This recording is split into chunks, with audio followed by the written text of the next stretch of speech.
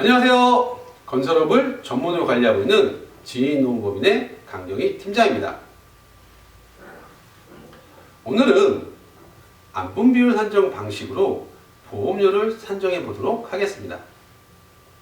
안분 비율 산정이란 전체 공사에 대한 보험료를 납부해야 하는 현장의 비율을 반영하여 보험료를 산정하는 방법입니다. 잘 이해가 안 되시나요? 그럼 화면을 통해 안분 비율 산정 방식의 개념에 대해 좀 더 쉽게 설명을 드리도록 하겠습니다. 지인건설의 연간 총 매출액은 100억이고 이 중 보험료를 납부해야 하는 원도금 매출은 50억이며 보험료를 납부하지 않아도 되는 하도급 매출 또한 50억입니다. 그럼 전체 공사에 대한 보험료를 납부해야 하는 원도금 매출의 비율은 어떻게 될까요? 50%가 되겠죠? 즉, 보수총액 산정 기준이 되는 연간 보수들 중 예를 들어 정규직 보수나 일용직 보수 등의 보험료에 반영해야 할 원도급 비율인 이 50%만큼만 보험료에 반영한다는 것입니다.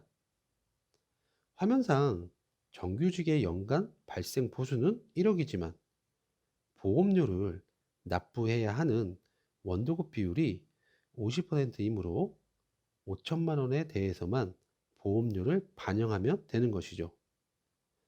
일용직 보수 또한 마찬가지로 50% 비율만큼인 1억에 대해서만 보험료에 반영하면 됩니다.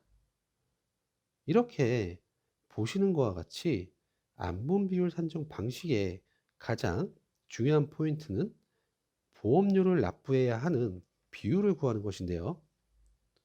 결산 자료를 토대로 처음부터 안분 비율 산정 방식으로 보험료를 산정하는 방법에 대해 좀 더 자세히 알아보도록 하겠습니다. 보고 계신 화면은 결산 자료인 재무제표 중 손익계산서 상의 공사수익금 계정입니다. 이 공사수익금 계정 내용은 세무법인에 요청하시면 손쉽게 받아보실 수 있으니 참고해 두시고요. 먼저 제일 처음 해주셔야 하는 것은 화면에서 보시는 것처럼 연간 전체 매출액의 자료를 바탕으로 보험료를 납부해야 하는 현장과 보험료를 납부하지 않아도 되는 현장에 구분을 해 주시는 겁니다. 원도급 현장은 고용, 산재 보험료를 모두 납부해야 하는 현장이고 고용 승인 하도급 현장은 고용보험에 한해서만 납부해야 하는 현장이며 하도급 현장은 보험료를 납부하지 않아도 되는 현장입니다. 그런데 만약에 원도급 현장과 승인받은 하도급 현장에 대해 잘 모르겠다면 고용산재 토탈서비스 홈페이지에 접속하여 사업주 개시 현황을 참고하시면 원도급 및 승인받은 하도급 현장에 대해 조회하실 수 있으니 참고하여 보시기 바랍니다. 이렇게 보험료를 납부해야 하는 현장을 구분한 후에 전체 공사에 대한 보험료를 납부해야 하는 현장의 비율을 산정해 주시면 됩니다. 하나씩 보면 보험료 납부 의무가 없는 하도급 현장 비율은 전체 공사 매출액 중에 17.16%이고 고용보험만 납부해야 하는 고용승인 하도급 현장의 비율은 전체 공사 매출액 중에 47.37%이며 고용산재 보험료 모두 납부해야 하는 원도급 현장의 비율은 전체 공사 매출액 중에 35.47%입니다. 결론적으로 산재 보험료를 산정하기 위해 반영해야 하는 비율은 원도급 현장의 비율인 35.47%이며 고용보험료를 산정하기 위해 반영해야 하는 비율은 원도급 비율인 35.47%와 고용보험 승인 하도급 비율인 47.37%를 합산한 82.84%입니다. 여기까지가 안분 비율 산정 방법 중 가장 중요한 비율을 산정하는 단계가 되겠습니다. 참고로 임대 수입 및 자재 판매 매출은 공사 매출이 아니기 때문에 비율 산정 시 전체 공사 매출액에서 제외된다는 점 꼭 유의하셔야 하겠습니다. 이 다음은 이렇게 산정한 비율 값을 보수총액 산정 기준이 되는 보수들에 반영을 해 주시면 됩니다. 지금 보고 계시는 좌측 화면은 재무제표 중 공사 원가 명세서인데요. 보수총액을 산정하기 위한 이해를 돕고자 샘플로 만든 것이니 실제와는 다르게 생략된 계정들이 있다는 점 참고하여 봐주시기 바랍니다. 보고 계시는 화면 우측에는 매번 중요하게 강조했던 보수총액 산정 기준표가 있습니다. 이제 다음으로 해야 할 것은 좌측에 공사 원가 명세서 중 보수총액 산정 기준이 되는 보수들을 확인한 후에 조금 전에 산정하였던 각 산재 고용보험료에 반영해야 할 비율을 적용해 주시는 겁니다. 즉, 산재보험료에 반영해야 할 비율인 35.47%와 고용보험료에 반영해야 할 82.84%를 각 산재 고용보험 보수총액 산정 기준이 되는 보수들에 적용하여 주시는 겁니다. 그럼 좌측에 공사원가 명세서를 보고 우측에 보수총액 산정 기준표에 있는 각각의 보수들에 하나씩 대입을 하면서 보수총액을 구해보도록 하겠습니다. 그럼 먼저 건설 현장 산재보험 보수총액부터 보도록 하겠습니다. 산재보험 보수총액의 기준이 되는 보수를 보면 원도급 및 산재 승인 현장에서 근무한 보수들이기 때문에 이는 조금 전 산재보험료에 반영해야 할 비율인 35.47%를 적용한 값이 되겠습니다.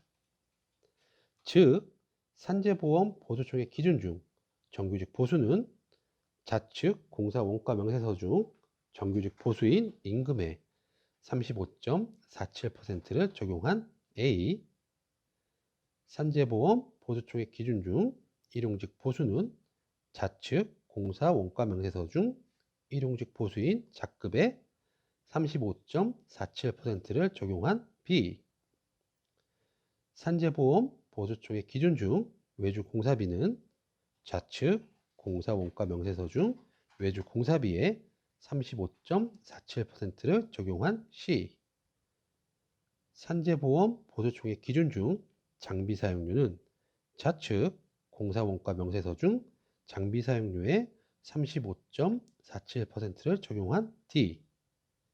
이렇게 산재보험 보수총액의 기준이 되는 보수값들을 모두 구한 후 더해 주시면 산재 보수총액이 되겠습니다. 그럼 다음 고용보험 보수총액을 구해보도록 하겠습니다. 고용보험 보수총액의 기준이 되는 보수를 보면 원도급 및 고용승인 현장에서 근무한 보수들이기 때문에 이는 조금 전 고용보험료에 반영해야 할 비율인 82.84%를 적용한 값이 되겠습니다.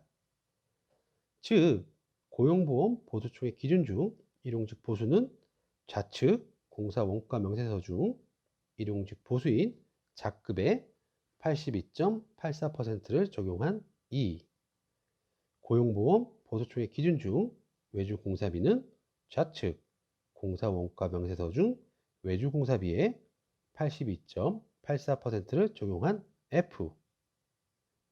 이렇게 고용보험 보수총액의 기준이 되는 보수값들을 모두 구한 후 더해 주시면 고용보험 보수총액이 되겠습니다.